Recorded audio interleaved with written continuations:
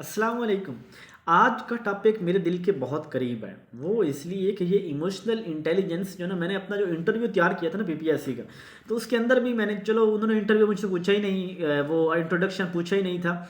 तो पूछते तो मैंने जो है ना वो ये बताना था। तो इमोशनल मैं अपने आप को इमोशनल इंटेलिजेंस समझता हूँ और ज़िंदगी में जो कुछ थोड़ी बहुत कामयाबियाँ समेटी हैं, उनके अंदर मेरी इमोशनल इंटेलिजेंस का बहुत ज़्यादा किरदार है। इमोशनल इंटेलिजेंस को आज हम इसको बड़ा डिटेल में देखेंगे। मैंने इसके मुतल्लिक़ में काफ़ी बातें लिखी हैं, वो बातें जो शायद आपने पहले कभी नहीं सुनी होंगी और ये चीज़ें आपको पता भी होनी चाहिए। और लोगों से पूछा भी जाता है जी ई क्यू क्या होता है, आई क्यू क्या होता है, ई आई क्या होता है, इस तरह जो है ना वो आई आई क्या होता है, ये आज हम यहाँ पे जो बात करेंगे। ठीक है, तो इमोशनल इंटेलिजेंस की पहले थोड़ी तारीफ तो देख लें।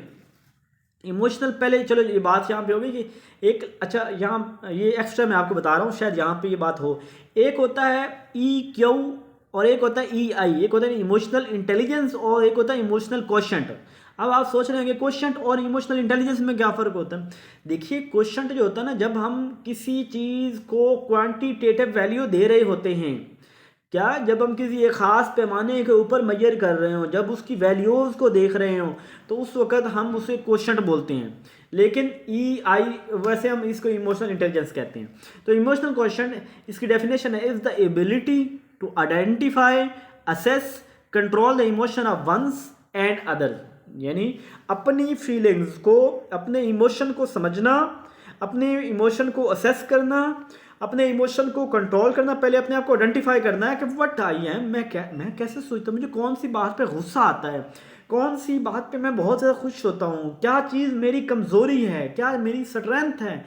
पहले ये पता, इसको पहचानना, फिर उस चीज़ को असेस करना, फिर उसको अपने कंट्रोल करना, कब हंसना है मुझे। और कभी कभी ये होता था, बचपन में ऐसे होता था, जब कभी हमारे किसी दोस्त की फौतगी हो जाती तो हम फौतगी के ऊपर जाते और दोस्त के साथ तो गपशप होती थी और वहाँ जाके भी दिल करता है कि हंसना शुरू कर दें, गप्पे लगाएं, लेकिन पता यार फौतगी के आए बैठे हैं यार, तो हमारी तो हंसी नहीं कंट्रोल होती थी। मतलब एक जनरल जो, तो ये इमोशनल हमें कहाँ पे हंसना है, कहाँ पे रोना है, कहाँ पे कैसे बिहेव करना है, क्या कैसा एटीट्यूड कहाँ पे रखना है, क्या बोलना है, कैसे बैठना है, कैसे चलना है, ये सारी चीज़ें जो है ना वो हमारी बॉडी लैंग्वेज, क्या फेशियल एक्सप्रेशन क्या होंगे, हमारी जो हैंड्स की मूवमेंट क्या होगी, ये सारी जो चीज़ें हैं ये ई आई के साथ अटैच हैं। ठीक है, अपने इमोशन को आइडेंटिफाई करना, असेस करना, कंट्रोल करना, इसको इमोशनल, अपने को और दूसरों को भी, तो इसको इमोशनल इंटेलिजेंस कहते हैं। साथ में ये एक जो है ना वो क्वेश्चन की बात मैंने आपसे पहले कर दी हुई है। अब इसके बारे में बहुत कुछ पढ़ने लगे हैं जी, इसके बारे में आप देखते रहेंगे। अच्छा, वो आपने ये सवाल इंपॉर्टेंट है कि बेसिक इमोशन कौन से होते हैं। देखिए, लव, फेयर, एंगर, प्यार, खौफ, गुस्सा, ये किसी भी इंसान के बेसिक उसके साथ है। और छोटा बच्चा डर रहा होता है, छोटा बच्चा उछल रहा होता है, खुश हो रहा होता है, छोटे बच्चे को गुस्सा आ रहा होता है, चिड़चिड़ा हो रहा होता है। ये सारी चीज़ें जो हैं ये क्या है, ये बेसिक बर्न इमोशन है। इनको बेसिक समझ आ दिया कि इनको को सीखना सूखना नहीं पड़ता, ये फितरतन है। हर शख्स समझता है, हर शख्स को डर लगता है, हर शख्स के अंदर खौफ है। तो ये जो चीज़ें हैं ये फितरतन है। ठीक है, अच्छा, feeling play a major role in driving our life. ये फीलिंग का बहुत ज़्यादा किरदार है हमारी ज़िंदगी को जो है ना वो डायरेक्ट करने के लिए। बड़े बड़े गुनाह हो जाते हैं इसकी वजह से, और ये हमें अपनी फीलिंग को, जो इमोशनल इंटेलिजेंस है, ये हमें इस कैपेबल बनाती है कि हम अपनी इमोशन फीलिंग को जो है वो मैनेज कर सकें। 1965 के अंदर, यानी पाकिस्तान की जंग कब हुई थी इंडिया के साथ, वो हुई थी 1965 के अंदर।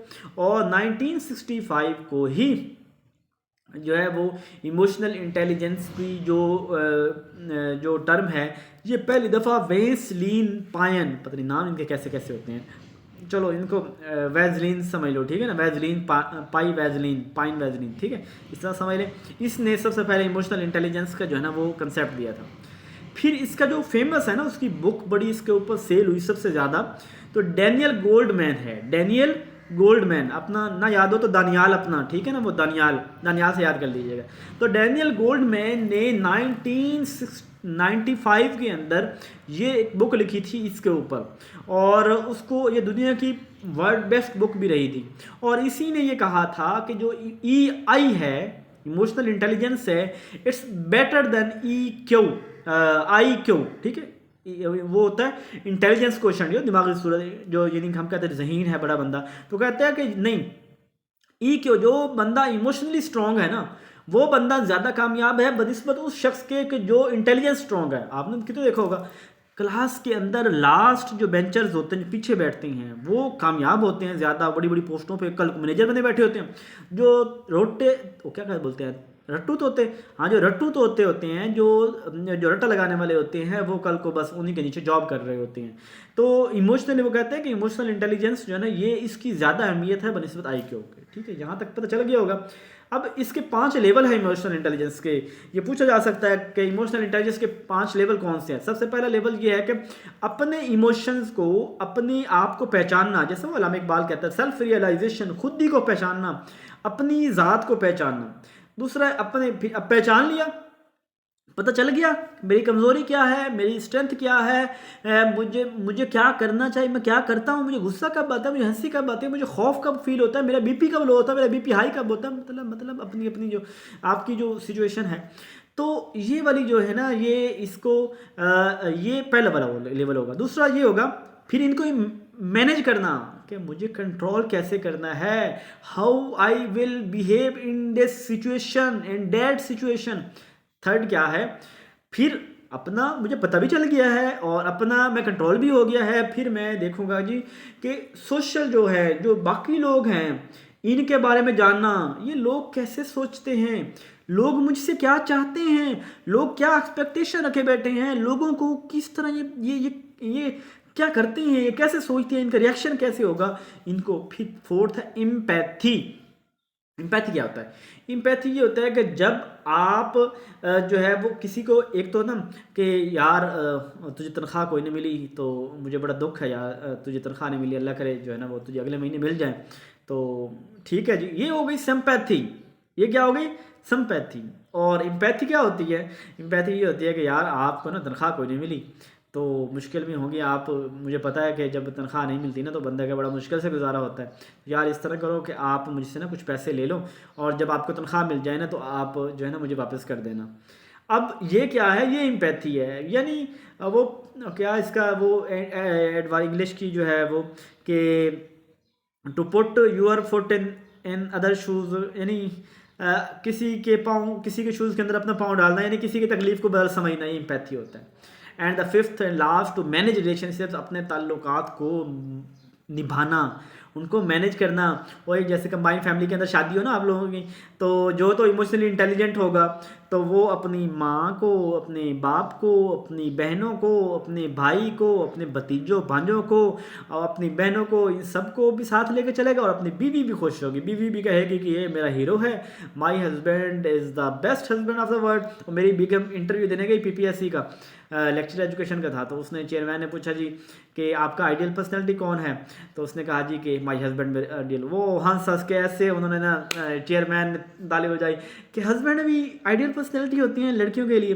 तो बहरहाल फिर अगली दफ़ा फिर उसमें रह गई थी, वो थोड़ा मजाक बना था। फिर अगली दफ़ा जो है ना मैंने उसे तैयार करके भेजा कि अब ये वाली चावल नहीं मारनी हमने, और नेक्स्ट टाइम कहना कि जो है ना वो अल्लामा इकबाल या कैदी आज़म जो भी है इस तरह कहना कि वो मेरी फेवरेट पर्सनैलिटी है। तो बहरहाल जो शख्स इमोशनली इंटेलिजेंट होगा ना वो रिलेशन मैनेज, वो माँ बाप बहन भाई सबको साथ लेके चलेगा, उसको पता होगा मैंने सबको साथ लेके कैसे चलना है। लेकिन जो इमोशनली वीक होगा वो मैनेज नहीं, वो रोले आए दिन रोले होंगे और शादी के 6 महीने बाद ही होगा जी चल अलग घर बनाते हैं, हम यहाँ नहीं रह सकते, या बीवी रहेगी और या अलग घर रहेगा। अच्छा बहरहाल इस तरह कुछ होगा। तो ये वाली 5 लेवल आपने याद कर लेने हैं। मैं थोड़ा बड़ा बोरिंग से इंसान हूँ, मैं कोशिश करता हूँ कि यार मैं भी थोड़ी अपनी ज़िंदगी के अंदर लोगों को हंसाने की भी कोशिश करूँ। और अगले दिन हमारे कॉलेज के अंदर एक फेयर था, तो उसके फन फेयर, तो मैं वहाँ पे स्पीच दी गई, वो बड़े ड्रामे और शुगले सब कुछ हो रहा था, दौड़े माइए। अब मैं तो बड़ा संजीदा इंसान हूँ, मैंने वहाँ पे जाके ना मोटिवेशन स्पीच झाड़ दी कि जो है ना वो आपको ये फलां मतलब मोटिवेट करने के लिए, तो मैंने तो और बड़ा सीरियस माहौल हो गया। बाद में बच्चे कहते हैं उस्ताद गल्लां चंगियां कीतियां लेकिन इतने जुड़ दिया ना नहीं गल्लां। तो बहरहाल कुछ ऐसे ना हो जाए, इसलिए मैं भी कुछ चीज़ें शामिल कर देता हूँ। अच्छा, इमोशनल इंटेलिजेंस जो है ना, वो हार्वर्ड गार्डनर की आपने थ्योरी भी पढ़ी, मल्टीपल इंटेलिजेंस, जिसके अंदर वो इमोशनल इंटेलिजेंस की बात करते हैं, जिसमें वो कहता है इंट्रापर्सनल और इंटरपर्सनल, कि इंट्रापर्सनल अपनी ज़ात को समझना, इंटरपर्सनल लोगों को समझना, ठीक है उनके, तो वो भी इसके साथ रिलेट करती है। इसके अलावा जो हमारा करिकुलम है, इसके अंदर EI लैक करती है, मतलब इमोशनल इंटेलिजेंस मेजर करने, हम तो जब रिटर्न के अंदर बच्चे से, हम तो उस करिकुलम का असेस कर रहे होते हैं, हम तो बच्चे को नहीं देख रहे थे कि यार कितना ये बच्चा बोलता कैसे है, ये डील कैसे करता है, ये चीज़ों को मैनेज कैसे करता है, ये इसके ताल्लुकात कैसे हैं, चीज़ें हम देखते ही नहीं हैं, मतलब अफेक्टिव डोमेन इस तरह की ब्लूम टैक्सोनॉमी के हम देखते ही नहीं हैं, तो ये हमारा जो है ना वो सिस्टम लैक करता है। इसके अलावा जो EQ जो होती है ना, ये हमें मतलब ये हेल्प करती है, जो बंदा EQ होगा, इमोशनली स्ट्रांग होगा, वो बंदा टीम वर्क में बड़ा ज़बरदस्त काम करेगा, लीडरशिप स्किल उसके अंदर डेवलप होगी, वो लोग रिलेशनशिप को मेंटेन कर सकेगा, ठीक है। इसके अलावा कुछ और पॉइंट्स कि ये जो EI वाले पीपल होते हैं ना, ये बड़े सोशली बड़े एक्टिव होते हैं, और इनके अंदर ना सेंस ऑफ एम्पैथी की बात हो चुकी है, सेंस ऑफ एम्पैथी होते हैं, सोशली एक्टिव होते हैं ये लोगों के अंदर, जो है इनके अंदर खुद भी सेल्फ कॉन्फिडेंट होता है, जिसको अपनी ज़ात का पता है, अपनी खूबियों खामियों का पता है, और अपने आप को असेस करता है, अपने आप को कंट्रोल कर सकता है, तो ज़ाहिर बात है उसके अंदर सेल्फ कॉन्फिडेंस होगा, वो बंदा रिस्पॉन्सिबल होगा, अपनी जिम्मेदारी को लेगा, यानी कि हर बात का किसी दूसरे के ऊपर इल्ज़ाम दे देना, और उसके अंदर एक सेल्फ इंटेग्रिटी भी होगी, ठीक है।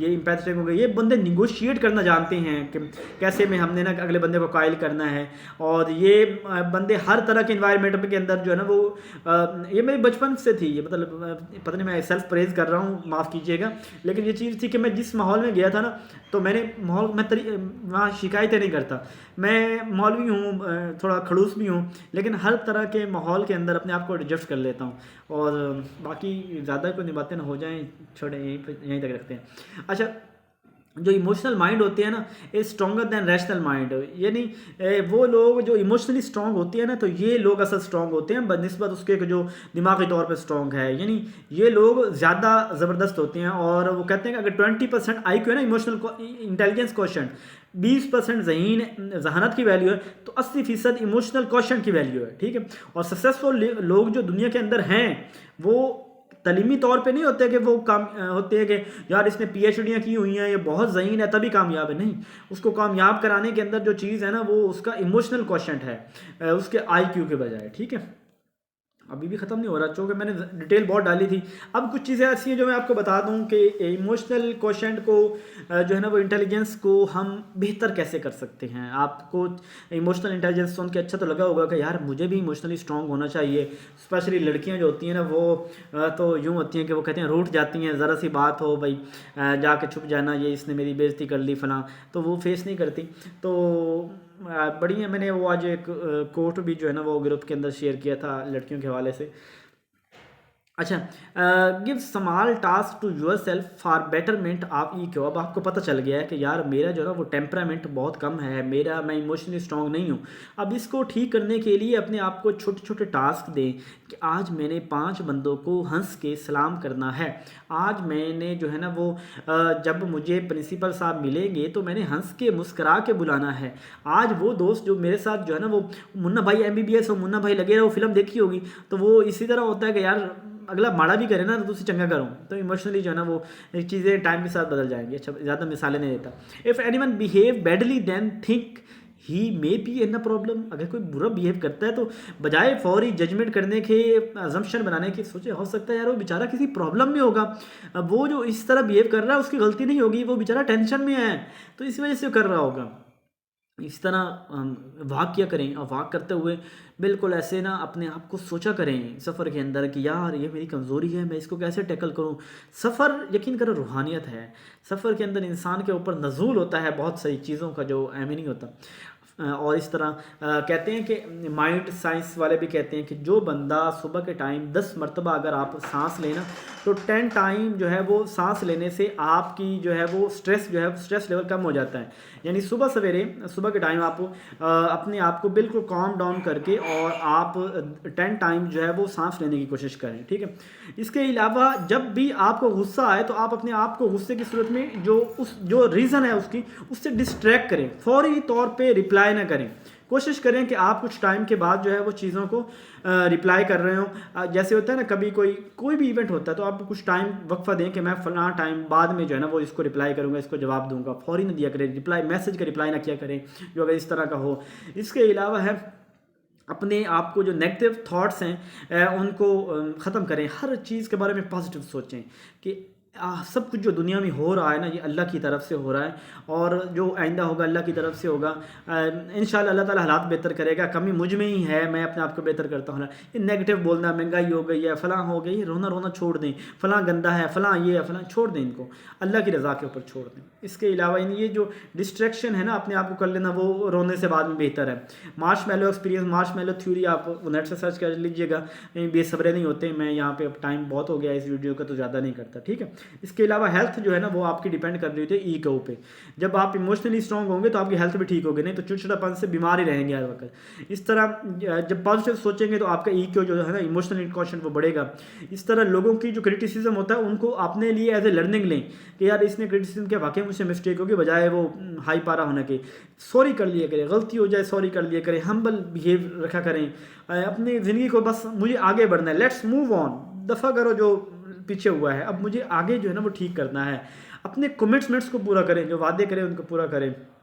अपने जो फेलियर्स हैं उनसे सीखिए, ज़्यादा ना सोचा करें, ओवर थिंकिंग ना किया करें, ये हो जाएगा, ये हो जाएगा, ये हो जाएगा। हर चीज़ डिसाइडेड है अल्लाह की तरफ से, सब कुछ अपने जो है वो टाइम के साथ हो रहा है, वो ठीक होगा। इसके अलावा एक्सरसाइज करें, डेली एक्सरसाइज करें, थोड़ी करें ज़्यादा करें, डेली एक्सरसाइज करें। ये शराब, ये सिगरेट, इन चीज़ों से अपने आप को महफूज रखें। और इसके अलावा मॉडल्स ऑफ इमोशनल इंटेलिजेंस के मॉडल भी हैं कुछ। 3 मॉडल्स हैं, एक एबिलिटी मॉडल, एक है मिक्स्ड मॉडल, एक है ट्रेट मॉडल। एबिलिटी हमारे एबिलिटीज़ के साथ है, यानी कि चीज़ों को लेना कैसे है, परसीव कैसे करना है, फिर यूटिलाइज कैसे करना है, अंडरस्टैंड कैसे करना है, मैनेज कैसे करना है, एक ये है। दूसरा मिक्स्ड मॉडल है जो डैनियल गोल्डमैन ने कहा था, सेम उसी तरह सेल्फ अवेयरनेस, सेल्फ रेगुलेशन। और तीसरा अपने ट्रेट जो अपनी आदत के मुताबिक बिहेव करना, ये है। तो बदलिए, असल बेसिक स्टोरी का मकसद तो आपका था कि आप अपना कंसेप्ट क्लियर करें कि इमोशनल इंटेलिजेंस क्या होती है। मैंने बहुत सी डिटेल बता दिया, उम्मीद है कि आपको काफ़ी चीज़ें अच्छी लगी होंगी, कुछ चीज़ें बुरी भी लगी होंगी। अपनी राय का इज़हार कीजिएगा। और अगर आप मेरे साथ तैयारी करना चाहते हैं, अगर आप कोई एजुकेशन के सब्जेक्ट के लिहाज से कोई मसला है तो आप रब्ता कर सकते हैं। जज़ाकल्लाह खैर।